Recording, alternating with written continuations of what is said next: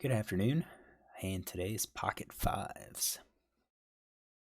So in this hand, we have a pre-flop raise by villain 4, and then a call by villain 5. So pre-flop raise, he's going to be fairly tight. He's playing 15-10 with 3-bet 3%. So I'm going to say he's probably tight aggressive. He's probably going to be raising something that's somewhat similar to how I would play. We have his raise first ins 12%. He's not really doing limping. I don't have any limp call, limp folds. And when you look at VPIP, maybe he calls 7%, but he doesn't limp with previous limpers. He does raise. So this player is definitely going to be pretty tight.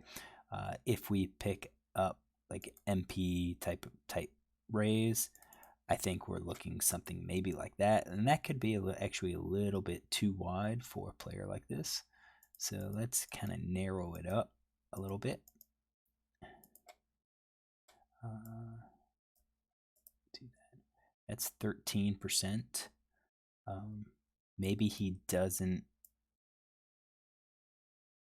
raise with some of those.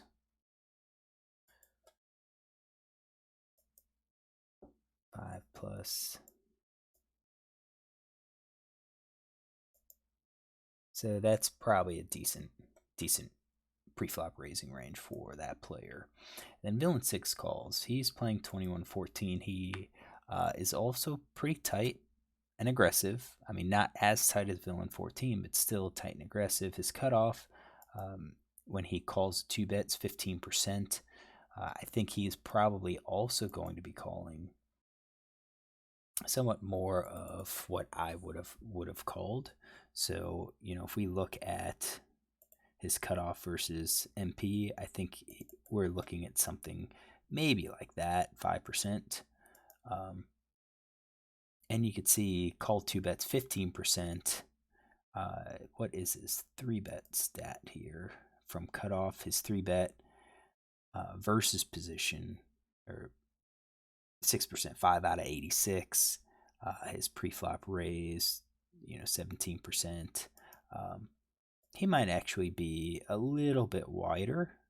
Maybe call with all of those. We'll add all of those pocket pairs, and we'll do something like that. I think that gets us a little bit closer, maybe. Maybe he calls with just jacks as well instead of raising. And now it's on me. So what should we do? We have a caller, and then we have, a pre-flop raiser, and then we have a caller. Looking back, we do have some loose players, and I kind of think that if I just call, there's a possibility that one or both will now call thinking, hey, it's going to be multi-way, this is gearing up to be a big pot. What I don't want to have happen is call and have this guy shove, because I probably then am just giving away my three big blinds at that point. So what do we do with our button? We're dealing with a mid-position caller. I have calling with that range, which is 9%. I think that's okay. Could we raise? Yeah, I think we could raise, and we can pick out which ones to raise a little bit more just as a squeeze. He does fold to 3-bet 50%. So if we look at his raising range, what kind of hands is he going to fold? He's probably going to fold some of these suited aces, probably these mid pocket pairs, which means he's going to have, if he calls, he's going to have like broadways. And I do think a squeeze is entirely possible, and I think I probably should be squeezing here against these tight players. I myself have been pretty tight, 14-10 at this table, so a squeeze here is going to look like it is pretty strong. 3-bet here, I've done 2 out of 54, so have to be aware that I might be viewed as being a little bit too aggressive, but I think a squeeze here to maybe 12 or 15 is probably a good play. What would I squeeze with? I think I would probably squeeze with the hands that I would call with, as well as 3-bet with. I think that's probably the squeeze, what I should be doing. but I know I didn't. I just called, so I'm just gonna go with that. And then, of course, villain 7 calls. Villain 7, I think, is going to be pretty wide. Again, he closes out the action. He's going to be able to, call with a very, very wide range. Probably, at least 50% here. At least 50%. Give some of that. We'll add these offsuit connectors instead of those. Probably something like that. Maybe not those. I'm going to say that that's a very, very, very wide range. So I'm going to go back to my hand. This is what I called with. And again, I think this could be a spot definitely where we could squeeze and show some profit. I didn't do it this time. So I have 8.9%. I have 118 combos in my range. So let's continue. So board comes out, 7 of clubs, 2 of spades, 7 of clubs, 3 hearts, 2 spades. Probably doesn't hit pre-flop raiser's range at all. Skeptical if that even hits his range. My range maybe could hit his range. I think that's the only range that I'm really thinking about at this point. So my equity is 22.4 seems to be my equity. Pre-flop raiser range has like aces, kings, queens, jacks, and it has those pocket pairs. But so do I. I have some of those. Definitely 4-5 is probably unlikely. Ace 4, ace 5 maybe. So what happens? Actually gets checked around. So I'm gonna start. I think he's gonna check no matter what. It's this guy checking. So what would he check? And if he's tricky, he could be checking an overpair, because you figure this board isn't really going to hit anyone, and it doesn't really justify him betting here. I mean, what are you going to bet? So I'm going to say I think he would bet, 8s, 9s, 10s probably, because they're, vulnerable, probably even jacks. But ace, king, queen, he's going to check. So what I'm going to do is move our percentages down and say 50% of the time he would have bet jacks and 10s. I think he's betting 9s and 8s 100% of that time is my guess. What about sets? No, I think again he just hits the board so hard that I think he's going to probably be checking the sets, at least waiting kind of as a delayed c bet. Same thing with 2 pair. I think pocket pair below the top cards, I think he's justified in betting. Middle pair, I think is justified in betting. Bottom pair is justified in betting. All of these draws, over cards, I think he's justified in betting. So I would kind of expect him to be betting quite a bit. And if we look at his ranges, what his draws look like, he's going to be very heavy on draws and kind of weaker hands, I would think, if he bets. But again, he can fire second pairs a lot of the time, even with all these overcards.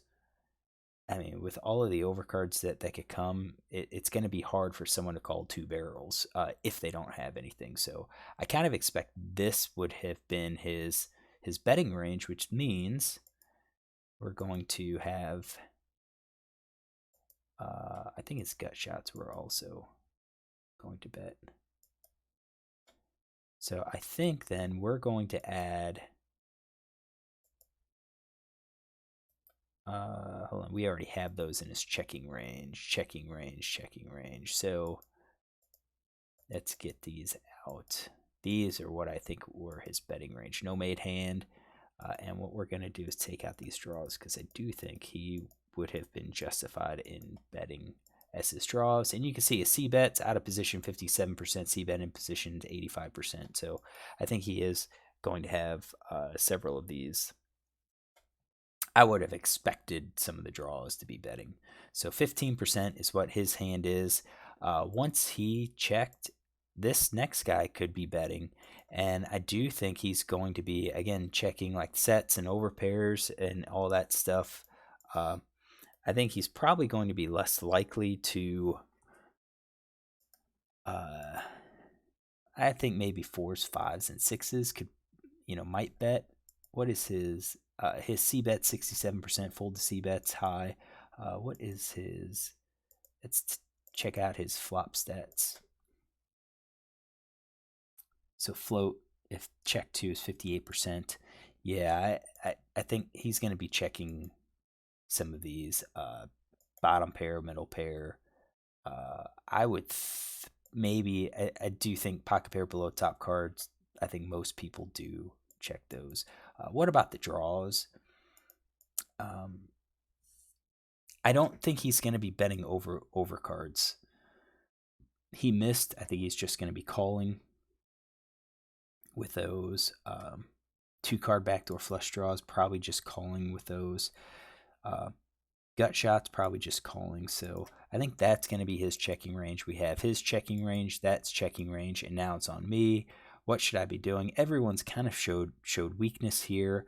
I do think we should be betting. I think this is a board that if anyone thinks that I'm bluffing, they are going to be calling. So I think here, any of these my pocket pairs and above, I should be betting, and I should be betting those for value because I think some of these players, especially this player, is probably just going to call to see what the turn brings.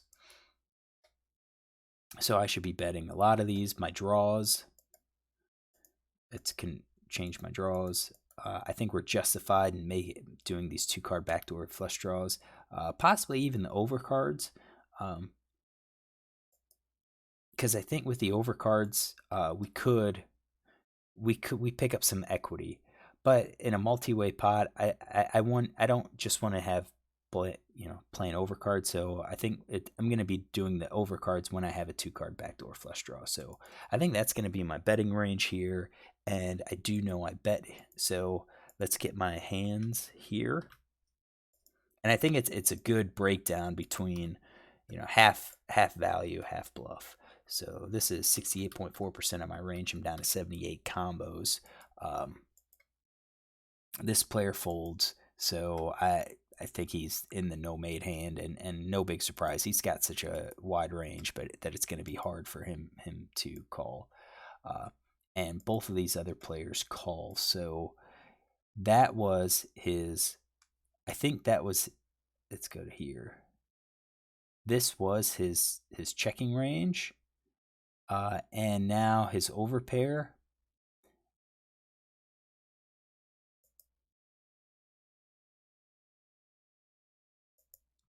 Oh yeah, he has basically no made hands, so maybe just overpair. Ooh, that's a really tight range. I might not have his range correct. Maybe he's gonna slow down his overcards.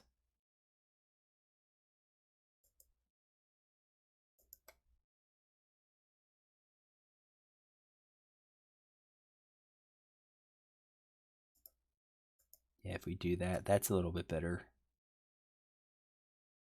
And maybe he is. Maybe he recognizes. Let's do that. Let's say his checking range included these overcards, two card backdoor flush draw, so that he's not that based on me, he is playing tight, but with his 57% C bet percentage when he's out of position, maybe he's not going to be betting those types of hands.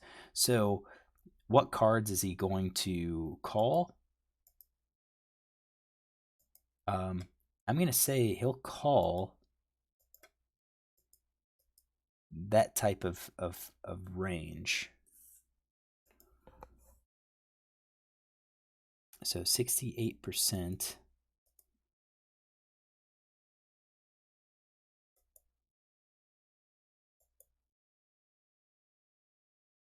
Yeah.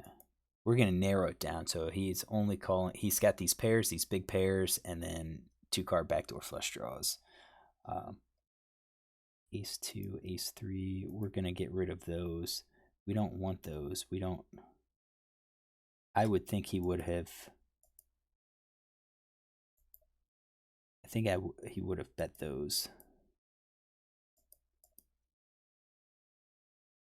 That's better. We'll say he calls that, and then this player calls. Same thing.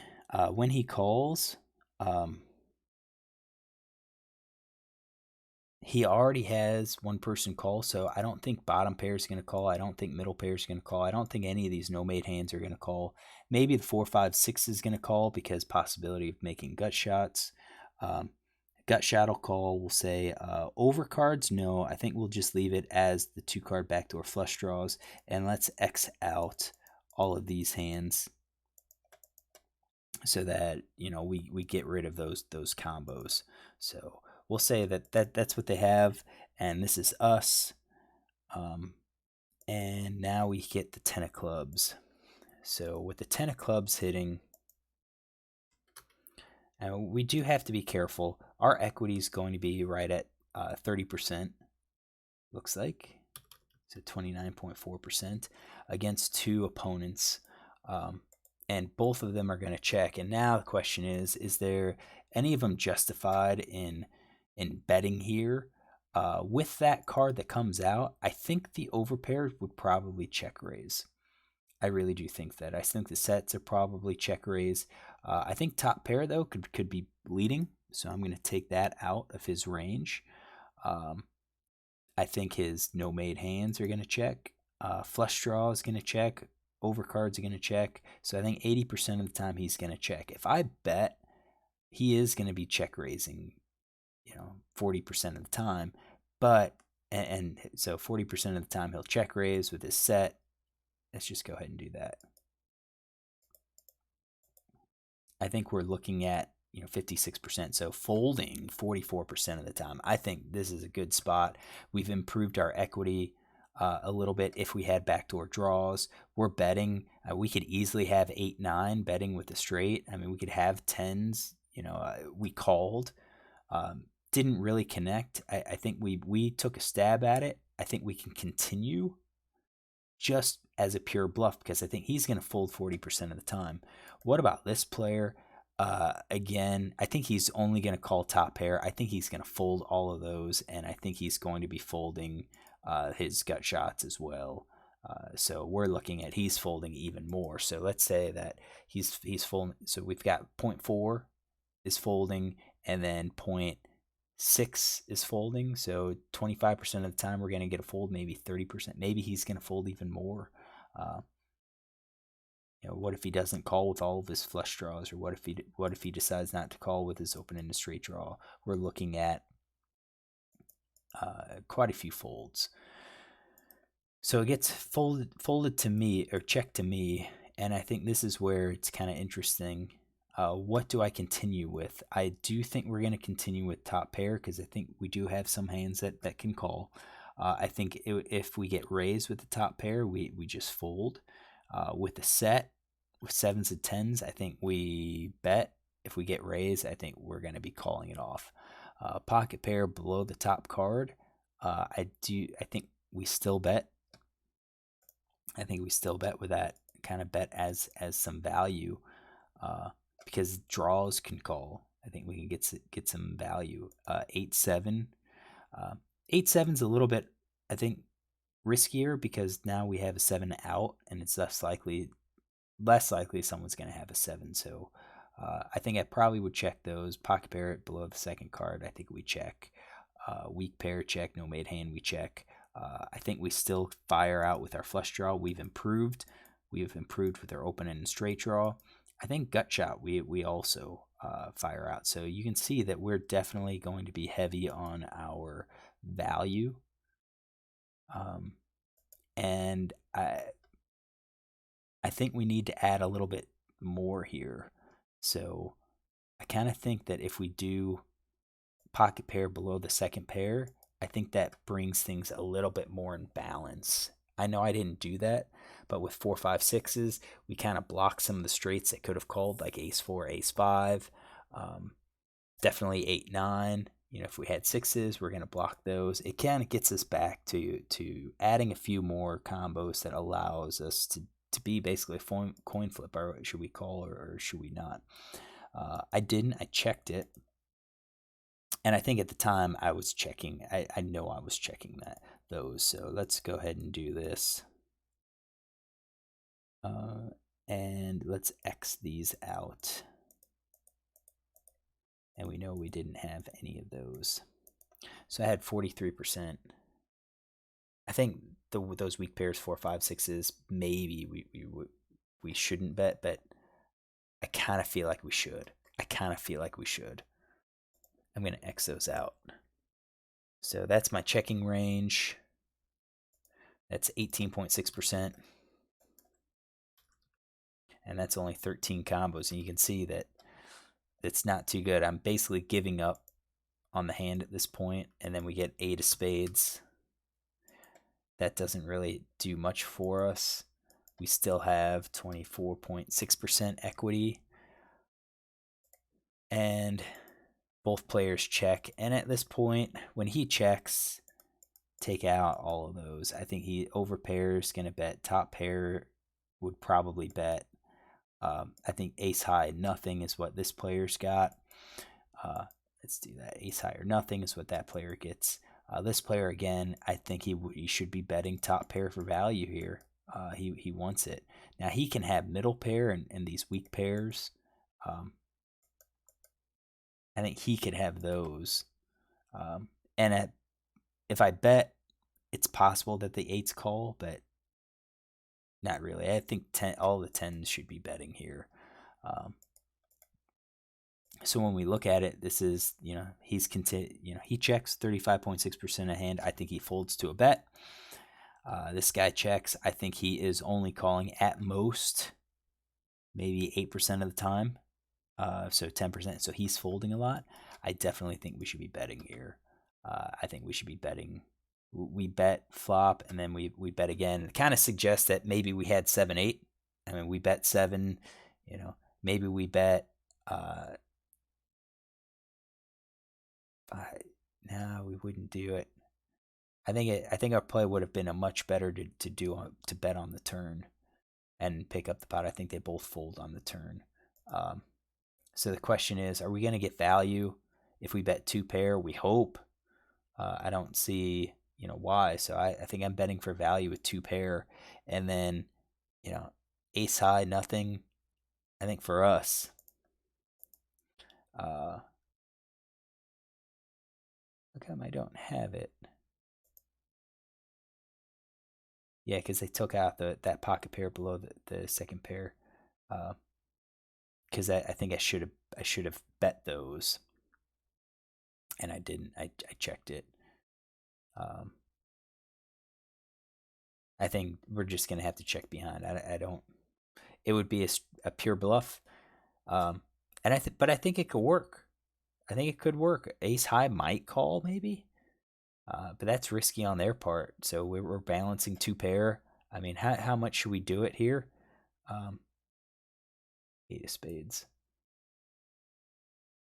2 pair has 2 combos, so ace high. 2 combos. Pick ace queen. Pick ace jack. That's 2 combos. I mean, that's 50-50. Maybe they call, maybe they don't. What did I do? I checked it. So we had ace 3, which I didn't have that in his range. We did.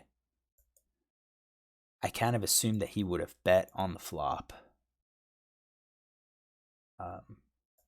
So if he has on his checking range, if he didn't do ace 3,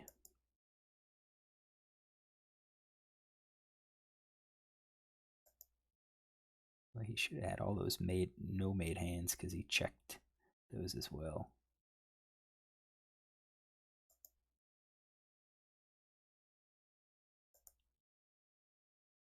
He's probably checking those. That's better. And then 10 of clubs. I still think once he checks, he's probably going to plan to check raise. Check raise all of those. So with this checking range, he's got all of that. Minus the top pairs, sets.